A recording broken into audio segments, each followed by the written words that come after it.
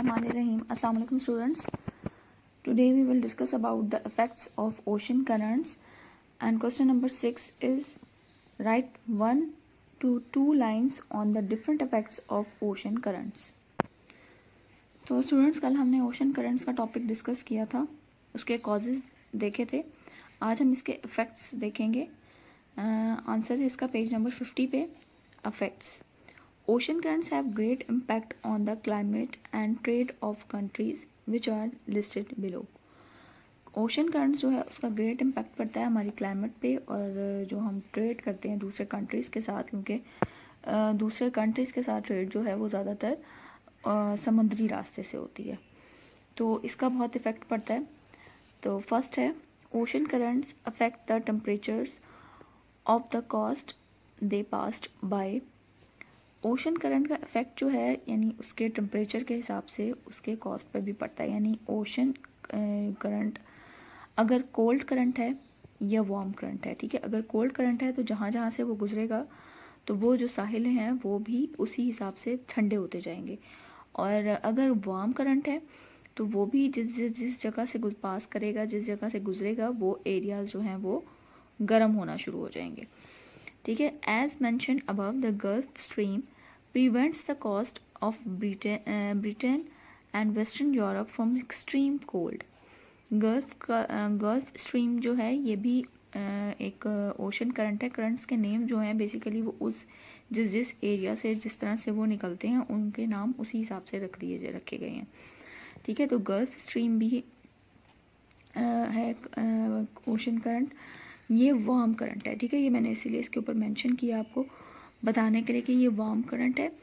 ये जो है ये जब बरतानिया और वेस्टर्न यूरोप के साहिलों से गुजरता है तो ये उसको एक्सट्रीम कोल्ड से बचाता है, ठीक है, क्योंकि ये वार्म होता है और ये एरिया जो हैं ये बहुत ठंडे हैं. तो इनकी जो एक्सट्रीम कोल्ड है, इनकी जो एक्सट्रीम लेवल की जो ठंड होती है उसको मेंटेन करता है गल्फ स्ट्रीम करंट. अच्छा, इसके बाद आता है द कुरोशियो करंट. कुरोशियो है ये. The Kuroshio current has a similar effect on the coast of Alaska. Kuroshio current जो है ये भी वार्म करंट है. इसका भी इसी तरह अलास्का पे सिमिलर इफेक्ट पड़ता है जैसे ब्रिटेन और वेस्टर्न यूरोप पे पड़ता है, ठीक है. यानी अलास्का जो कि बहुत ज़्यादा उधर भी बहुत ठंड होती है, तो कुरोशियो करंट जब वहाँ से गुजरता है तो वो एरिया भी थोड़ा सा उसकी जो ठंडक की एक जो लेवल होता है वो थोड़ा सा कंट्रोल में आ जाता है.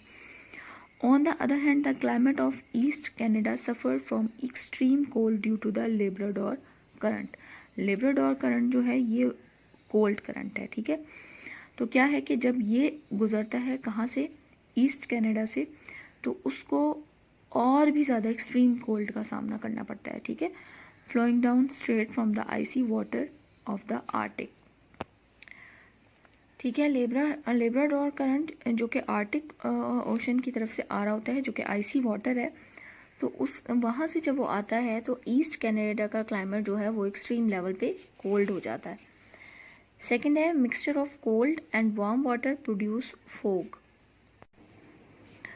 Thus, when cold and warm currents join each other at certain places, they also produce fog.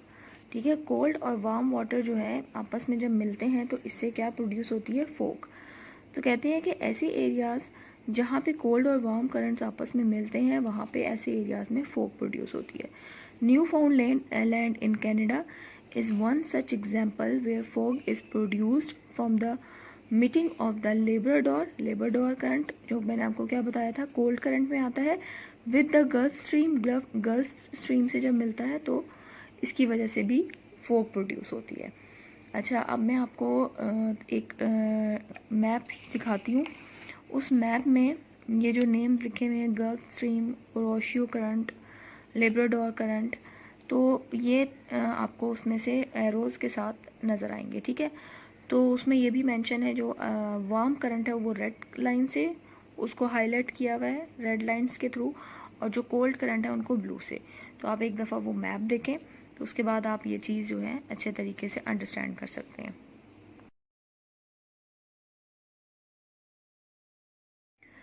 अच्छा जी, अब हम आगे आते हैं। आगे इन्होंने फर्दर एग्जांपल दी है कि Newfoundland in Canada is one such example where fog is produce from the meeting. इनके दोनों के मिलने से फोक प्रोड्यूस होती है, लेब्राडोर करंट से और गल्फ स्ट्रीम से, करंट, ओशन करंट से। थर्ड है ocean current also affect rainfall. Ocean currents की वजह से बारिशें भी होती हैं। Wind blowing over warm current, जब हवा जो है वो किसी वार्म करंट के ऊपर से गुजरती है तो क्या करती है वो गर्म हवा जब गर्म करंट से गुजरेगी तो क्या होगा कि वेपर्स जो है वो अपने अंदर उसको ले लेगी। Lift water vapours and cause rainfall when they reach land, और जब वही हवा किसी लैंड पे पहुंचेगी तो वहाँ पे बारिश बरसाएगी। यानी वार्म करंट पे जब हवा गुजरेगी तो वो विंड जो है वो मॉइस्चर में चेंज हो जाएगी, यानी मॉइस्चर में चेंज, अपने अंदर मॉइस्चर ले लेगी, नमी ले लेगी। ठीक है। द मूनसून विंड, आगे फर्दर इसमें एग्जांपल्स भी दी हुई हैं, जैसे इसमें दी थी, सीधा इसमें the monsoon wind about which you have read so much in their previous classes are one example. ठीक है। मूनसून विंड्स जो है वो भी यही है कि वो उनमें जो है बहुत ज़्यादा मॉइस्चर होता है, नमी से भरपूर होती हैं, तो वो क्या करती हैं, बारिश लाती हैं। They carry much of their moisture from the north equatorial current of the Indian ocean. North equatorial current जो इंडियन ओशन का है। अच्छा जी, ये देखें, ये जैसे इक्वेटर है तो नॉर्थ, मैंने कल भी आपको बताया था, नॉर्थ इक्वेटोरियल करंट यानी जो इक्वेटर के ये वाला पार्ट जो होगा ऊपर वाला वो नॉर्थ इक्वेटोरियल, और जो नीचे साउथ का होगा वो सदर्न इक्वेटोरियल। तो नॉर्थ इक्वेटोरियल पार्ट पे जो है क्योंकि यहाँ पे सारा साल सन की हीट डायरेक्ट पड़ती है तो यहाँ पे जो है वो जो वार्म करंट्स बनते हैं। ठीक है। तो यहाँ के जो जब इधर से हवा इसके ऊपर से गुजरती है तो वो अपने अंदर उसकी नमी ले लेती है, और फिर जब वो किसी लैंड तक पहुँचती है तो वहाँ बारिश बरसाती है। इसके बाद हमारा फोर्थ है glaciers move in the ocean currents coming from the polar regions and can pose serious threat to ships. The Titanic is a classic example of the hazards caused by the cold current of the North Atlantic. अच्छा, ocean currents की वजह से जैसे बारिशें होती हैं तो ocean currents की वजह से ही ग्लेशियर भी मूव कर जाते हैं। ठीक है।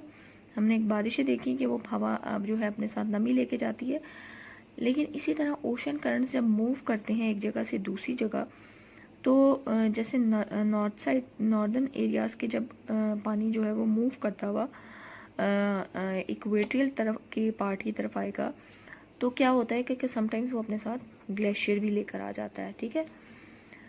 तो क्या है कि ग्लेशियर जो है वो ओशन करंट की वजह से मूव कर जाते हैं फ्रॉम द पोलर रीजन, और इसकी वजह से जो बहरी जहाज़ वगैरह होते हैं उनको बहुत सीरियस प्रॉब्लम फेस करनी पड़ती है। और इसकी एग्जांपल टाइटैनिक की एग्जांपल है, जिससे आप सब फेमिलियर हो। तो ये भी एक बहुत बड़ा जो था ये एक बहुत बड़ा प्रॉब्लम बनी थी टाइटैनिक के लिए, क्योंकि वो ग्लेशियर से टकराया था नॉर्थ अटलांटिक ओशन में। ठीक है। नॉर्थ अटलांटिक ओशन में वो ग्लेशियर से टकराया था। सो स्टूडेंट, आज के लिए हमारे यही 4 इसके इफेक्ट्स हैं ओशंस के। बाकी रिमेनिंग इंशाल्लाह हम कल डिस्कस करेंगे। अभी मैं जो 4 अभी हमने किए हैं उसको मार्क करवा देती हूँ।